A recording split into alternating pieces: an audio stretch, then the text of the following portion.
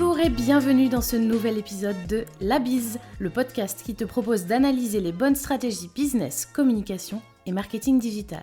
En format solo ou avec des entrepreneurs qui partagent avec nous leurs problématiques et leurs succès, je te propose d'embarquer à mes côtés pour un méga coup de boost pour ta marque et ta confiance. Au fait, moi c'est Floriane, lilloise de cœur et bretonne d'origine. Fondatrice de Le Boudoir du Biz, je suis consultante et formatrice en marketing digital, communication et en image de marque. Place à ce nouvel épisode et bonne écoute. Hello et bienvenue dans ce nouvel épisode, j'espère que tu vas bien. Aujourd'hui, j'ai décidé de dédier cet épisode de podcast à un sujet qui me tient vraiment à cœur. J'ai nommé le podcast. Alors, comme tu le sais, ou pas d'ailleurs, j'ai lancé il y a quelques semaines avec ma collègue Célia une formation autonome dédiée à la création, au lancement, à l'animation et à la promotion d'un podcast. Cette formation en ligne s'appelle Derrière le micro et je t'invite à aller voir sur le site ce que l'on propose si le podcast te chatouillerait pour propulser ton business ou tout simplement partager un combat, une passion, etc. Rendez-vous sur le site www.derrièrelemicro.fr. Aujourd'hui, je voulais te parler du podcast parce que ça fait plusieurs fois que j'accompagne des clientes dans la création ou le relancement de leur podcast. Et j'ai eu l'occasion aussi d'intervenir dans une conférence où j'animais une masterclass auprès de professionnels de la communication, des médias et des chefs d'entreprise pour leur parler de l'impact du podcast sur leur branding, sur leur identité de marque. Et je me suis dit c'est quand même dingue parce que par ici sur La Bise, je ne t'ai jamais vraiment parlé de la puissance du podcast et de tout ce qu'il peut générer. Alors c'est parti, aujourd'hui on parle des 10 raisons pour lesquelles tu pourrais lancer ton podcast pour booster ton business. Alors tu sais, pour moi c'est toujours important de mettre du contexte dans mes propos. Alors je voulais commencer cet épisode en parlant un peu d'histoire, de c'est quoi l'histoire du podcast. En fait le mot podcast c'est la contraction de deux termes, iPod et broadcast. L'histoire, c'est qu'en 2004, le journaliste britannique Ben Hammersley invente le mot podcast via cette contraction dont je te parlais juste avant, iPod et broadcast. Broadcast, ça veut dire diffusion en anglais, dans un article du Guardian. Et en fait, qu'est-ce qui s'est passé ? Dès 2005, Apple s'est emparé du terme et l'a rendu grand public en l'introduisant dans sa nouvelle version d'iTunes. Alors la marque lance un communiqué de presse pour le moins explicite puisque son titre est Apple Takes Podcasting Mainstream. Apple rend le podcast tendance. Ça, c'est la partie histoire. Qu'est-ce qu'un podcast ? En fait, j'ai décidé tout simplement d'aller piocher dans un dictionnaire. Alors, ça fait très longtemps que je n'avais pas fait ça. Bon, clairement, je suis allée sur le web, faut pas non plus abuser. Et je suis allée voir la définition des différents dictionnaires et j'ai choisi celle du Robert qui parle du podcasting. Et en fait, il décrit le podcasting comme étant un système de diffusion d'émissions audio ou vidéo sur Internet qui permet de les télécharger et de les transférer sur un appareil numérique. Bon, en gros, on t'offre la possibilité d'écouter un extrait sonore plus ou moins long à travers ton téléphone, ta tablette et tout ça. Il y a différents types de podcasts et il y a notamment le podcast natif. Le podcast natif, c'est en fait une émission audio qu'une marque, une agence ou un particulier va créer de toutes pièces. Donc le podcast natif n'est pas rattaché à une radio. De cette manière, l'hôte du podcast bénéficie d'une grande liberté pour l'inventer. Alors bien sûr, tu connais peut-être les podcasts radiophoniques qui sont pas l'opposé mais un autre format de podcast. La subtilité en fait c'est que les radios traditionnelles qui à l'époque faisaient du replay de leurs émissions et font d'ailleurs du replay de leurs émissions à travers des podcasts, en analysant l'engouement pour le podcasting, ont lancé désormais des podcasts natifs qui sont donc produits et diffusés d'emblée sur Internet sans passer par la FM. Avant de rentrer totalement dans le vif du sujet, je voulais te partager quelques chiffres pour te montrer à quel point le podcast en France et dans le monde est en plein développement, en pleine croissance, en pleine puissance. Aujourd'hui, selon une étude de Digimind, donc qui est une étude très sérieuse, 70%, c'est le pourcentage d'augmentation du nombre d'auditeurs dans le monde en 3 ans. En France, on a 17,6 millions d'auditeurs chaque mois en France, en 2022 du moins. Et 69% des auditeurs hebdomadaires ont augmenté leur consommation de podcasts natifs en 2022. En gros, entre 2021 et 2022, il y a 17% d'auditeurs en plus qui écoutent des podcasts. Autre chiffre important qui est issu d'une étude que j'aime beaucoup, qui a été lancée par le CSA et Havas pour le Paris Podcast Festival, qui est un événement rassemblant différents podcasteurs autour des différentes thématiques qui nous rassemblent. Le pourcentage que je voulais te donner aujourd'hui, c'est le pourcentage des auditeurs hebdomadaires de podcasts qui estiment que proposer un podcast est un bon moyen de communication pour une marque. Et bien ce pourcentage, c'est 88%. C'est majeur. Et en fait, parmi ces répondants, il y a 80% qui perçoivent les marques qui ont un podcast comme étant plus intéressantes, innovantes, plus proches de ses clients, plus engagées, responsables, plus transparentes et plus crédibles. Alors oui, ça donne effectivement l'occasion de se poser la question. Dernier chiffre, parce qu'on n'est pas là pour manger du chiffre toute la journée, je voulais te donner le pourcentage de consommateurs de podcasts qui déclarent qu'ils ont déjà eu envie d'acheter les produits ou les services d'une marque en écoutant son podcast. On est sur 69%, toujours sur la base de cette étude du CSA Havas. En fait, c'est là où j'ai envie de t'amener aujourd'hui.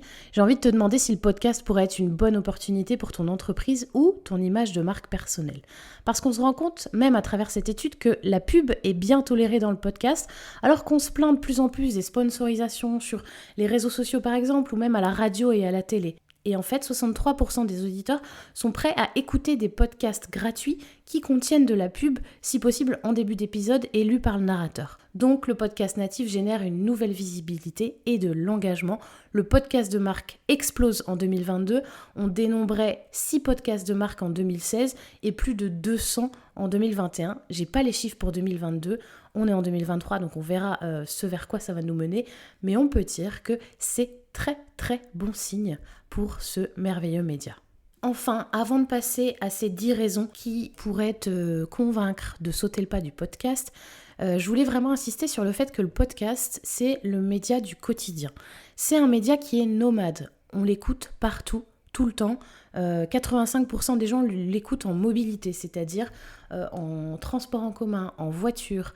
En fait, l'idée, c'est de se dire que le podcast est écouté lorsqu'on fait autre chose, ce qui est quand même parfaitement adapté à notre mode de vie et à notre société. On écoute des podcasts en faisant du ménage, en faisant du sport, en marchant, je vous le disais, en conduisant, etc. On a aussi le fait que c'est un média du quotidien, c'est aussi lié au fait qu'on n'a pas les contraintes de YouTube. On n'a pas besoin d'être sapé comme jamais, make-upé, avoir un matériel de fou comme on doit avoir par exemple en vidéo pour avoir une qualité correcte. Le podcast est également embarqué sur son smartphone. C'est pour ça aussi qu'on appuie sur le fait que c'est un média qui est intégré à notre quotidien. Tout est sur notre smartphone. Et enfin, ça je te le disais juste avant, on y associe une autre activité.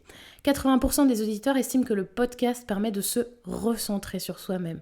Ils considèrent le podcast comme étant le média de la tolérance, de la confiance, du changement. Et ça parallèlement à la presse, à la télé et aux réseaux sociaux. Voilà pour les 7 minutes de contenu que je voulais te donner aujourd'hui.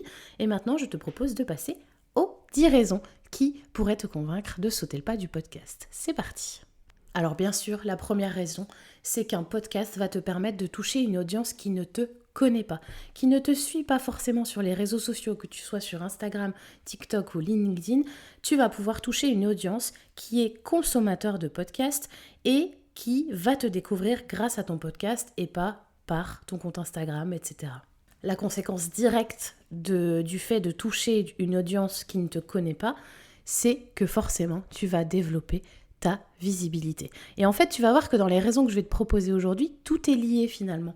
Parce que tu vas investir un nouveau canal de communication, tu vas toucher une nouvelle audience qui ne te connaît pas et qui va donc découvrir ton univers.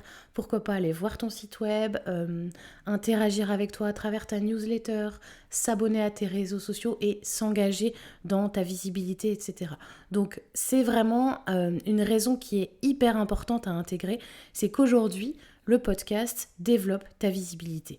Et la conséquence directe de ce développement de visibilité, c'est la raison numéro 3 pour laquelle, pour moi, lancer son podcast aujourd'hui est une très bonne raison pour booster son business. C'est que développer ta visibilité va te permettre de développer ton référencement naturel, ton SEO. Alors pourquoi ? En fait, quand tu crées un podcast, pour chaque épisode, tu vas avoir l'occasion de décrire ton épisode, idéalement en utilisant bien sûr des mots-clés qui vont être référencés sur Google. Donc pour chaque épisode, tu vas décrire ton épisode de podcast, mais à la fin, tu vas aussi pouvoir expliquer qui tu es, ce que tu proposes, ce que tu vends, glisser ton site internet par exemple, etc. Premier axe de développement côté référencement naturel. La petite parenthèse, c'est qu'on attend sagement que Google se décide à lancer un outil qui va permettre de scanner les audios et donc de bénéficier du référencement naturel à travers le podcast. Il l'avait annoncé en disant que ça arriverait à fin 2022. Bon, on attend toujours, mais en tout cas, pour l'instant, le référencement naturel se fait sur l'écrit, mais a priori, d'ici quelques mois/années, selon le bon vouloir de Dieu Google, on pourra référencer aussi l'audio. L'autre axe lié au référencement naturel, c'est que tu vas avoir la possibilité de créer un blog. Alors ne panique pas, l'idée c'est pas du tout de te rajouter une charge de travail immense, mais c'est de capitaliser sur ton podcast à travers le référencement naturel.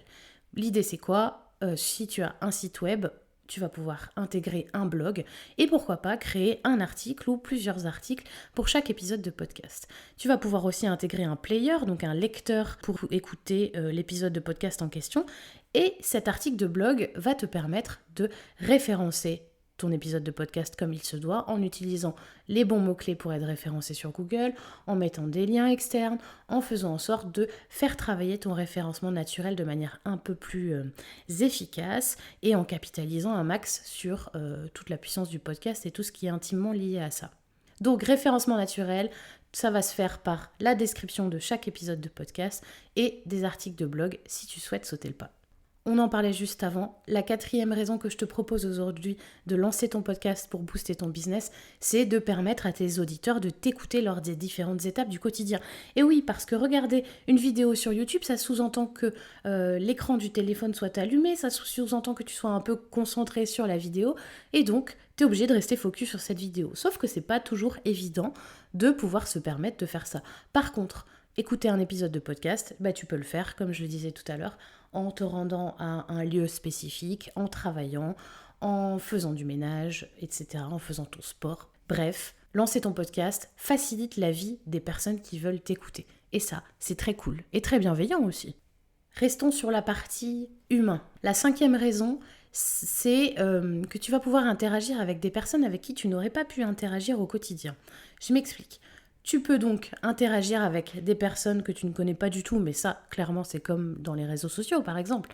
L'autre option, et c'est une option majeure et qui permet de vivre des expériences uniques, c'est les interviews. Demain, tu décides de lancer ton podcast et tu décides de faire quelques interviews ou que des interviews, tu vas pouvoir toucher des personnes, inviter des personnes que tu ne connais pas, que tu n'aurais pas forcément pu croiser dans la rue, dans ton quotidien. Et en fait, ça va te permettre de contacter cette personne, admettons que ce soit peut-être quelqu'un d'un peu célèbre ou de prix, ou qui a une actualité un peu phare, tu vas pouvoir la contacter et lui proposer une interview. Alors, je dis pas que c'est facile, moi j'insiste vraiment sur le fait que stratégiquement c'est important quand tu décides de contacter quelqu'un d'un peu connu ou qui pourrait générer une certaine passion pour tes auditeurs, c'est de faire les choses proprement, peut-être de te renseigner sur ses actualités. Si la personne lance un livre bientôt, c'est peut-être le moment idéal pour la contacter parce que ça va lui faire aussi de la promotion, etc. Ça c'est des exemples que Célia et moi on a vécu soit nous-mêmes, soit avec nos clientes, et qui ont permis de créer des épisodes de podcast avec des personnes clairement qu'on ne fréquente pas au quotidien. Mais en fait, ce qu'il ne faut pas oublier, c'est que les gens adorent parler d'eux, et lorsqu'il y a aussi un objectif de promotion derrière, c'est tout bénef, et toi, parallèlement, tu vis une expérience improbable et unique dans ta vie.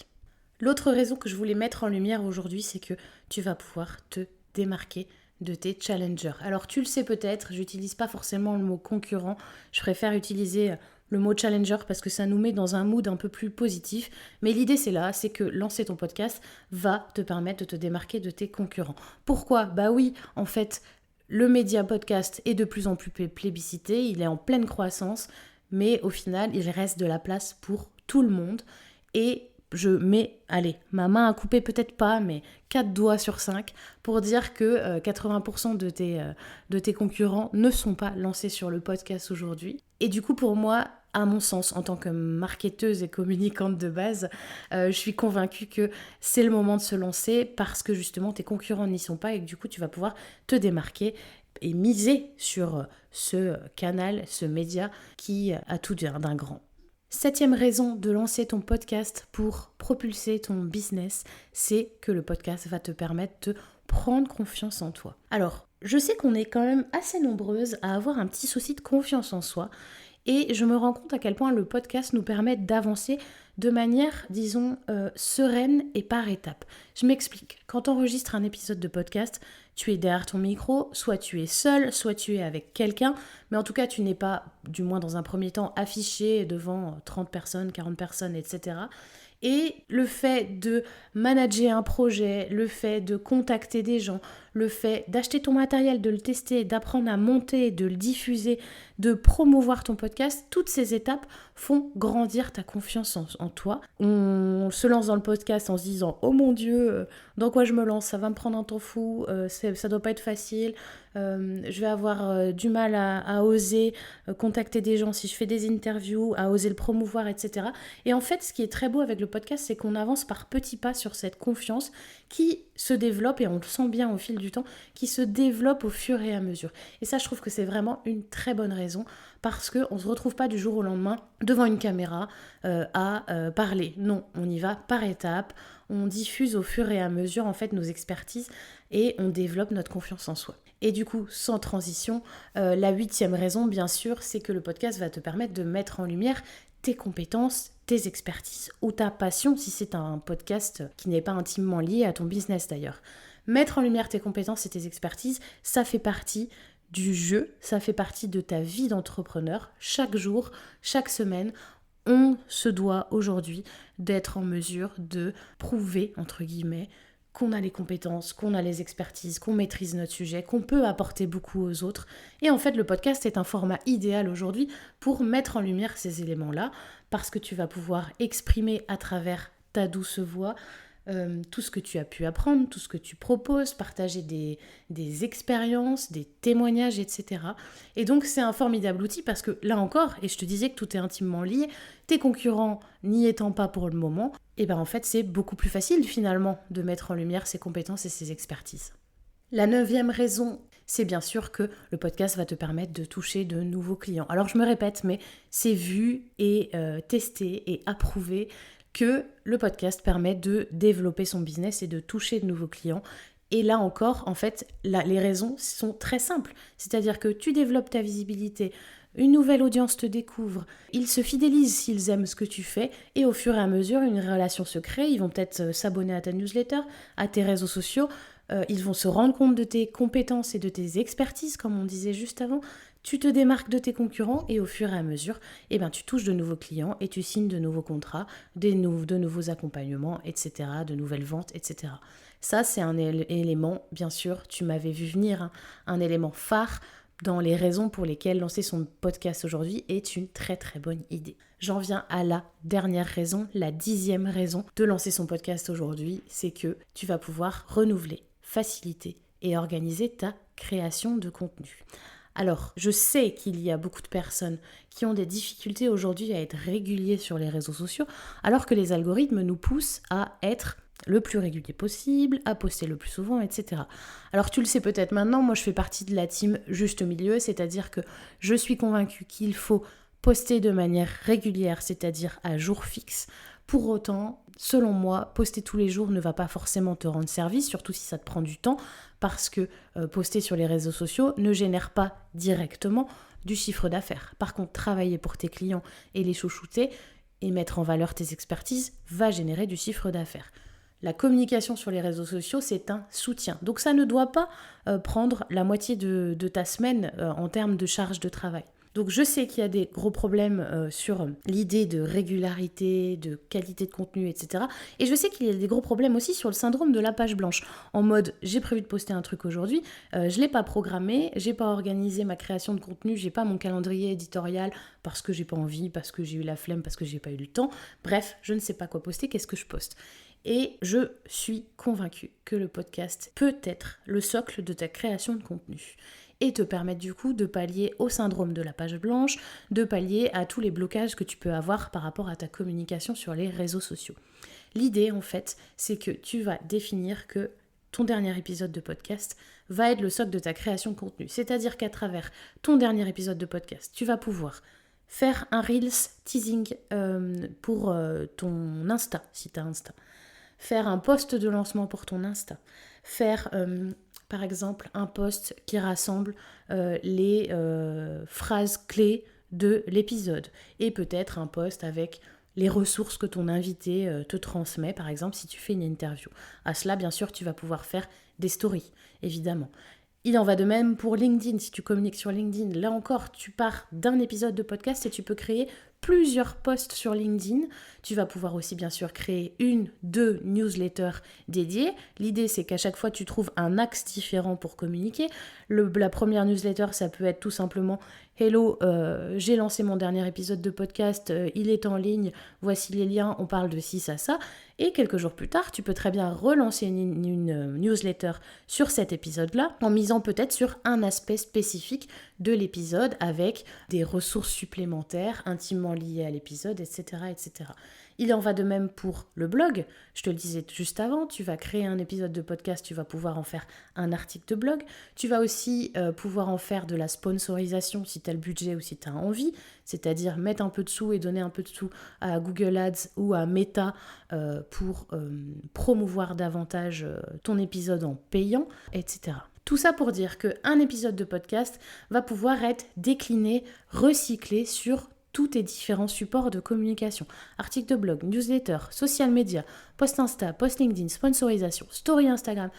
Le panel est super large, ça dépend aussi de ta stratégie de communication, où est-ce que tu communiques, comment, etc.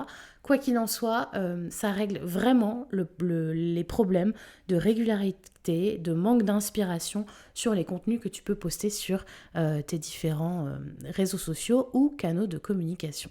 J'en ai fini avec les 10 raisons pour lancer son podcast afin de propulser son business. Je me tiens à ta disposition si tu as des questions. Je te souhaite une très très bonne journée et on se dit à bientôt. La bise. Et si cet épisode t'a plu, n'hésite pas à le partager, à lui donner 5 étoiles sur Apple Podcast ou sur ta plateforme d'écoute préférée, à me laisser un avis ou un commentaire. Et tu peux bien sûr le relayer sur les réseaux sociaux. Pourquoi ? Parce que la production de podcast, c'est autant de kiff que de temps. Alors n'hésite pas à m'encourager, à en faire autant avec toutes les émissions que tu aimes. À très vite et la bise.